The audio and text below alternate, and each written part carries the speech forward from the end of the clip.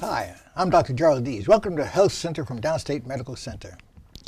You know, I went to medical school here. I came here in 1958. A lot of things were happening in those days and so forth, and I became very active in the politics of the school from the standpoint of getting more even African Americans into the school, young men, young women.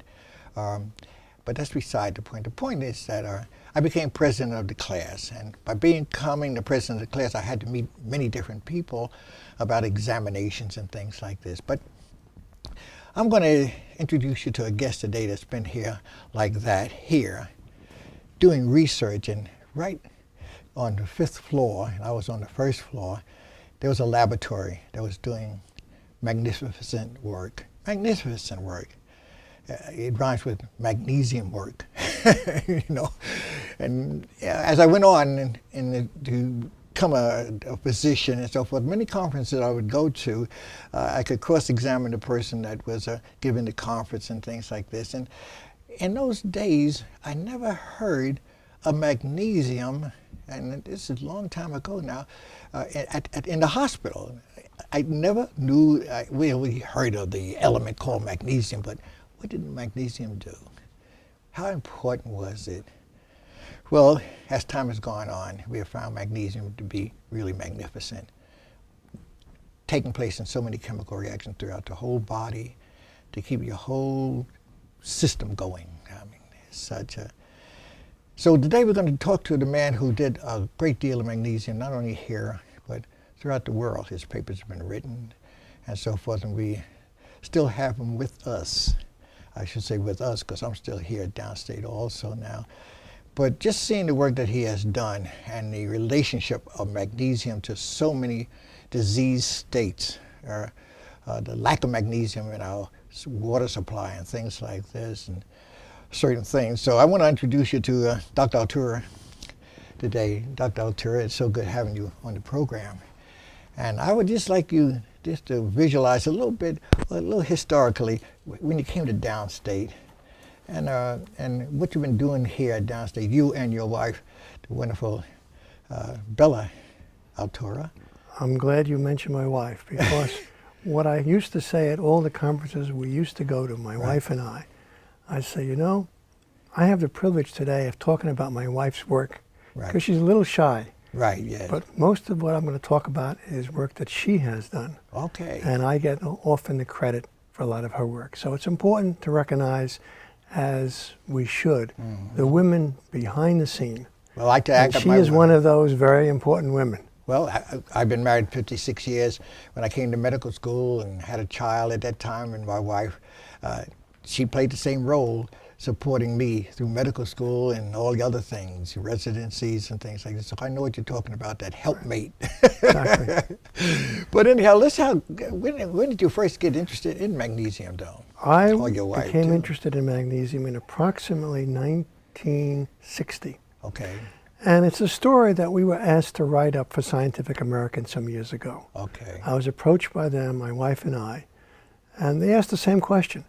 How did you get involved in magnesium? Why did you get involved in magnesium? Can you tell us the story? So my wife and I wrote the paper for them on magnesium and cardiovascular diseases, primarily. And in the beginning of the paper, we told them how we got into this. And I specifically had a very simple question. In 1960 and the late 50s, everyone was interested in which element? Calcium. Right, yes, right. And I became interested in what else was in the bloodstream. What other minerals are in the bloodstream? We know there are trace elements, zinc, molybdenum, all types of other trace elements that we need for our diet in very tiny, tiny quantities. Sure.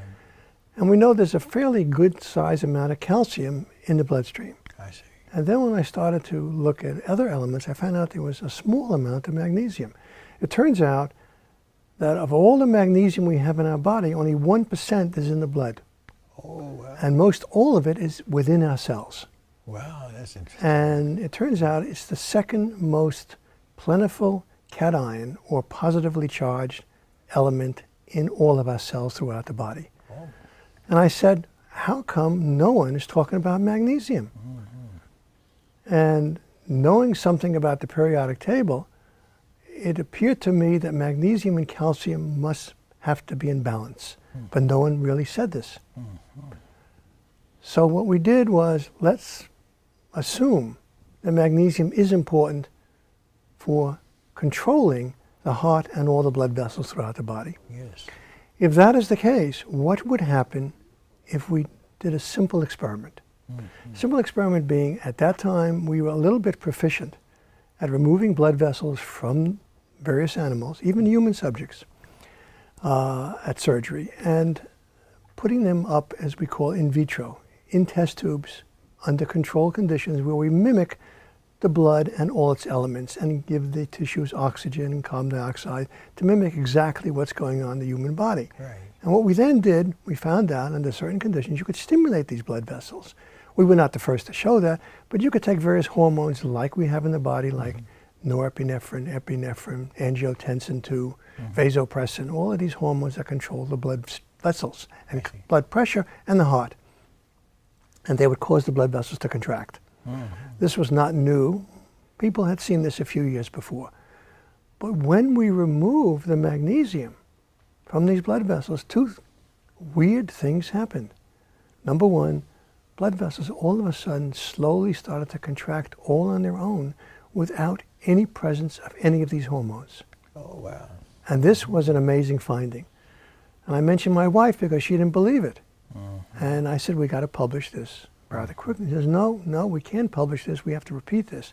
So we had to do this about 600 times, literally, to prove it to her. Sounds like a wife. That, exactly, that this was happening. Yes. And then when we added a very small amount of one of these, what we call vasopressor hormones that increase blood pressure and cause vessels to contract, lo and behold, tiny amounts which would not cause the blood vessels to contract, in the absence of magnesium, gave us a spontaneous, unbelievably heightened contraction, over and above the contraction that one saw just by removing magnesium itself. I see. So what we call that is a potentiated response. The contractions became greater and greater. Wow, that's interesting. And at the same time, when we added other hormones which cause relaxation of blood vessels, they were, lo and behold, inhibited from relaxing.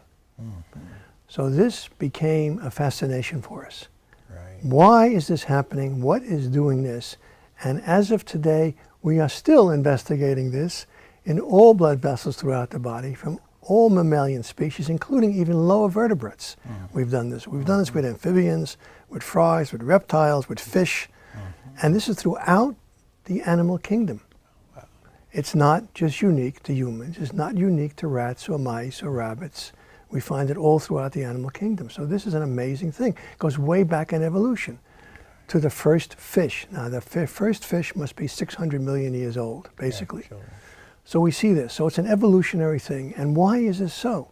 Well, magnesium must be very important. We decided all the way back in early 1960s to control all sorts of body functions. So as you said in your introduction, we have now found, and others have found, that if you don't have the right of magnesium in your body, you come down with various disease states. Well, you know, with all the medicines that we're put on for hypertension and all of these things, we have dealt with all these drugs that have so many side effects that get rid of micronutrients even. Like the first drug in 1955 was hydrochlorothiazide, and they studied and it brought down the blood pressure because it decreased the volume of blood and so forth, and the blood pressure came down, but nobody was. Finally, they found out that they were losing potassium with the hydrochlorothiazide. So they gave potassium to say, you've got to take potassium now because this blood pressure pill might bring down the blood pressure, but it's getting rid of potassium. But nobody in those days was mentioning magnesium at the same time. That is correct. And this term hypomagnesemia, low magnesium, was another thing added on to the side effects of hydrochlorothiazide. And if that wasn't corrected, the whole system was out of balance. That's correct. And still today, as you know, better than most people, since you treat a lot of these patients, is many physicians still today, as of 2013, are unaware that in order to correct the potassium deficiency of other types, not just hydrochlorothiazides or thiazides in general, you have to give the right amount of magnesium to stabilize magnesium metabolism. If you don't, you can never correct the potassium deficiency, and I don't care what causes it, you'll never do it. Let's give a very good example. Okay. One of the major heart drugs today, since about 1935, is Digitalis. Yes, surely. All right. Now, what does Digitalis do? It strengthens the heart. And when you're a cardiac patient, as you well know, you want to give some of these patients Digitalis to strengthen the contraction of the heart, strengthen its force so it could pump blood and raise blood pressure and pump it to the brain and all the organs throughout the body. But if you don't give that amount of magnesium with the Digitalis, Digitalis is going to deplete magnesium because it depletes potassium. And what we have in all cells is what we call a sodium-potassium pump mechanism. Oh, I see. And if you don't have that working properly, what happens in the cells? They become overloaded with sodium and calcium. And in that situation, the patients go into cardiac failure. No amount of Digitalis is going to do anything and not help the patient at all. So once that stage is reached, and we call that stage 4 cardiac failure, nothing can be done. The patient's going to die very shortly. Well, you know, we did lose a lot of patients in those days, thinking we're doing the correct thing, of course, with the medication, but not thinking of the micronutrient magnesium. And here we are now, we're still talking about magnesium, and yet on the forefront of medicine, you don't see it expressed, even if they put little inserts into the boxes where the medicine comes in, that magnesium is important and things like that, you know.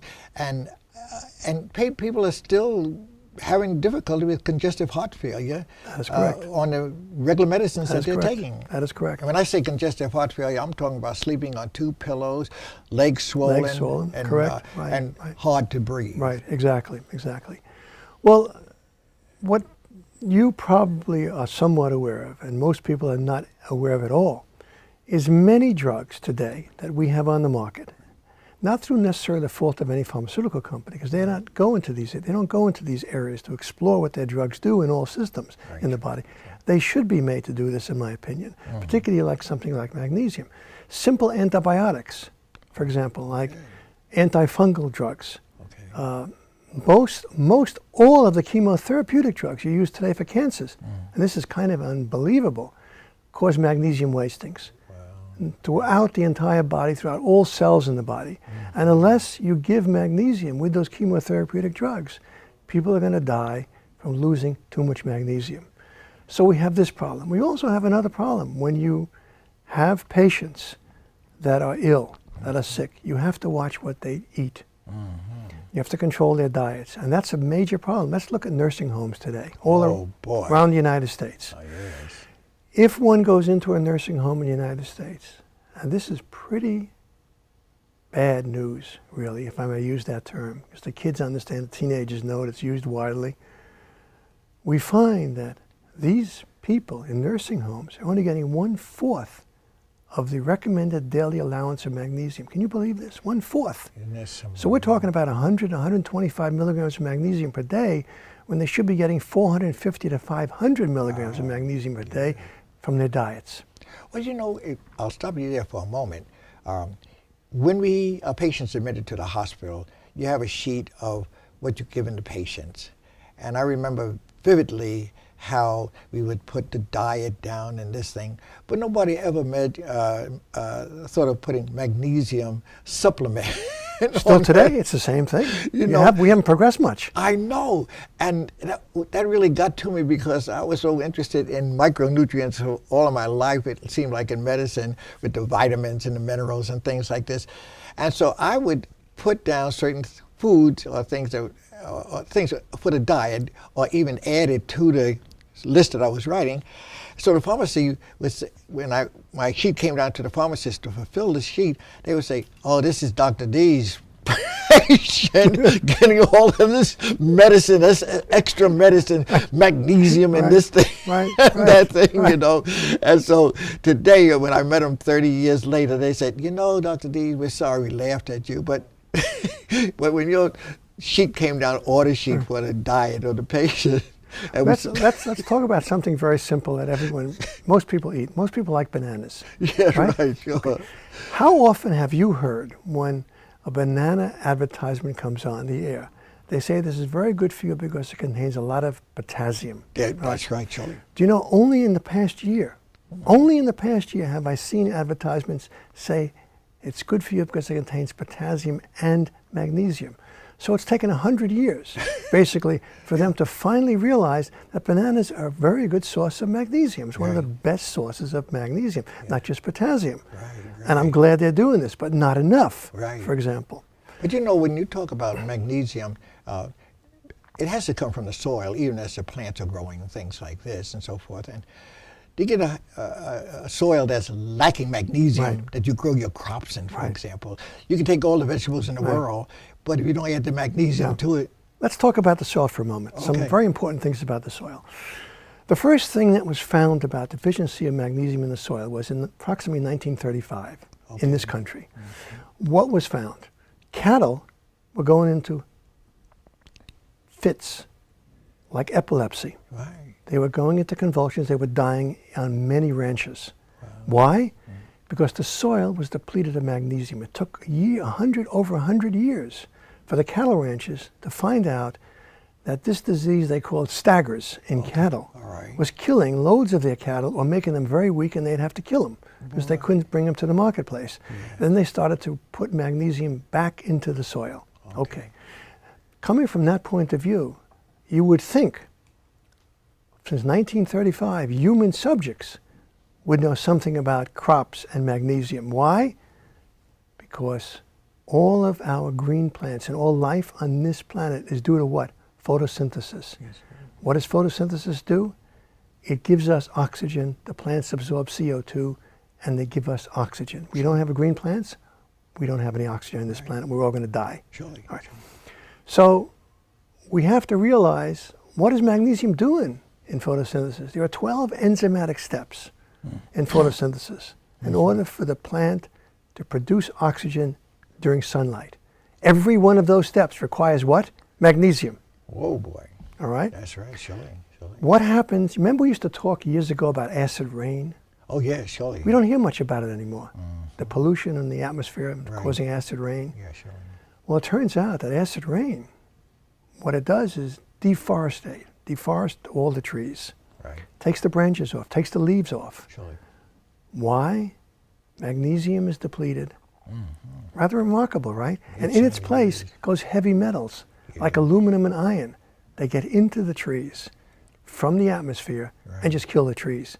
And no more green trees. Right. We don't hear much about this anymore. So this is more of a problem than people are aware of, and I wish the greeners, as we call them, the people who are interested in environmental problems, would talk somewhat more about this and what can be done about it. Let's talk more about the soil. I said there are many things about that we have to know. Before you go that way, is there a difference in concentration of magnesium, say, in the East Coast of the United States and the West Coast? That's what I was going to talk about next. Okay, go ahead. In the East Coast of the United States versus the West Coast, it has 1/3 of the magnesium content as the West Coast has. 1/3. Now, let's go a step further to the water levels. Now, in water, most people say they like soft water. Why do they like it? Because the women don't like the foam when they wash the clothes. Why? Because the hard water has calcium, magnesium. The only thing that makes up hard water are the contents of calcium and magnesium. Now, you could have hard water that only has calcium. In Europe, you have some hard waters that only have magnesium. But most in the United States have both calcium and magnesium. The problem is, on the eastern coast of the United States, like the soil is depleted of magnesium compared to the West Coast, we only have 1/3 of the content of magnesium in our waters that we have on the West Coast. But more importantly, not even the West Coast waters have enough magnesium for our diets. If I would tell you that most waters that we drink in most New England states, and New York, Pennsylvania, Maryland, Washington, D.C., Virginia, only have 5 to 6 parts per million magnesium. Would you believe this? Wow. That's hardly anything. We should have in our water 20 to 50 parts per million magnesium to have a safe level. Well, you know, we don't have it. So the cardiovascular risks are much higher Right. on the eastern part of the United Okay. States than they are on the western part. It's clearly been shown and demonstrated in several studies that the death rates from cardiovascular disease are much higher on the eastern coast than on the western coast of the United States. Well, you know, when you think of elements like magnesium, if you take iodine, for example, iodine is a very important mineral in the body, you know, and yet that's why folks, certain parts of the country where iodine was not in the soil or the water, people have large goiters, these large things. So they said, well, we'll tend to that. We'll make iodized salt. Everybody uses salt. We'll just add iodine onto it so they won't have a depletion of iodine. What are we going to do about magnesium? How can we do, we can't, we have to do something. Right. Let's give two examples of this, Okay. which are in operation today. In about the early to late 1960s, Finland, there were some scientists in Finland who had a major problem. As you know, if you look at Finland on the map geographically, it's a long vertical country. Oh, yeah. Okay. So we can divide Finland into an eastern half and a western half. You know what they found? That the death rates from cardiovascular disease, from stroke, from diabetes, and from atherosclerosis, and several nervous disorders were far in excess of what they were in the western part of Finland.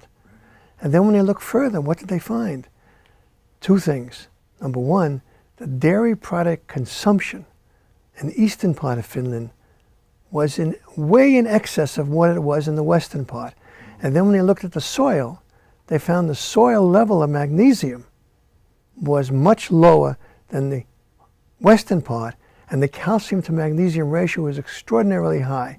It also turns out that the data show, the epidemiologic data, show the death rates from stroke, the death rates from diabetes mellitus, the death rates from cardiovascular disease are the highest in eastern Finland in the entire world. Wow. And this is a westernized country. Yes. So what they did, there were a couple of scientists that decided to make a new salt where they would supplement the salt, potassium and sodium, with magnesium. And they got the government to start a major undertaking to make all foods baked, processed with that new salt. Over the last 20 years since using that salt, they have lowered the death rates and disease rates from these horrible diseases tremendously with use of this salt. Now, in light of that evidence and evidence from our own labs, when we found that a certain amount of magnesium added to drinking water could limit the cardiovascular risk factors experimentally, last year in Israel, several scientists got the premier, Benjamin Netanyahu, to undergo a trial in southern Israel where they would add magnesium to all of the desalinated drinking water. Now, as you might know, Israel is one of the places in the world that doesn't have well water to speak of. So most all of their drinking water comes from the sea, from the Mediterranean. So they desalinate it. They're very efficient at doing this. So now they're adding magnesium, and they're going to follow the death rates from cardiovascular diseases and several other disorders over the next 5 to 10 years to see if this makes a difference. And we're betting that this is going to show that the southern Israelis are going to do far better than the northern Israelis. Well, And we're not doing anything about any of this in this country. Nothing at all. Dr. Arturo, I was sitting in church one Sunday and they started talking about the Dead Sea. Had only one opening to the outside, and that was the sun, of course, and how all these minerals were concentrated in this water in the Dead Sea where nothing could live in it. It was so concentrated. But maybe you could just make a short statement about the Dead Sea. Well, the interesting thing about the Dead Sea, as you know, if you try to go swimming in it, it's very buoyant. I see. So it's very difficult to drown in the Dead Sea. I see, right. Because you rise right to the top. I see. It's heavily invested with magnesium in the form of magnesium sulfate. Oh. It's probably the richest area in the world of magnesium sulfate. Okay. The amount of it is extraordinary. Right. And recently, there have been some laboratories set up around the Dead Sea by the Israelis. And they've been looking into possibilities of all sorts of things. Number one, about ointments, creams, Yes. facial creams. Right. And they found there may be living organisms at the bottom of the Dead Sea, which are very unique. So they're exploring these. Now, wouldn't it be interesting if we found out that these living organisms primarily have a new type of magnesium metabolism? Well, I'm going to tell you one thing, because we're running out of time, and the magnificence of magnesium will be discussed in the next show. So I'm just grateful to have you on to give a more historical view of magnesium and what you've been doing all these years with it and how it's related to our physiology of our body, and often are not promoted enough by health organizations and things like that. In our hospitals, where patients go in and are not given anything but medicines and things like this, and have cardiovascular disease, uncontrolled hypertension among African Americans and things like this. It's because of the diuretics I used to give for hydrochlorothiazides, I didn't realize until they needed magnesium as well. So next show, we're going to go further into that, but sit right here and we'll see you. So you folks out there, you want to know more about that magnificent magnesium, tune in the next show and hear an expert talk about it right at Downstate Medical Center. See you the next time.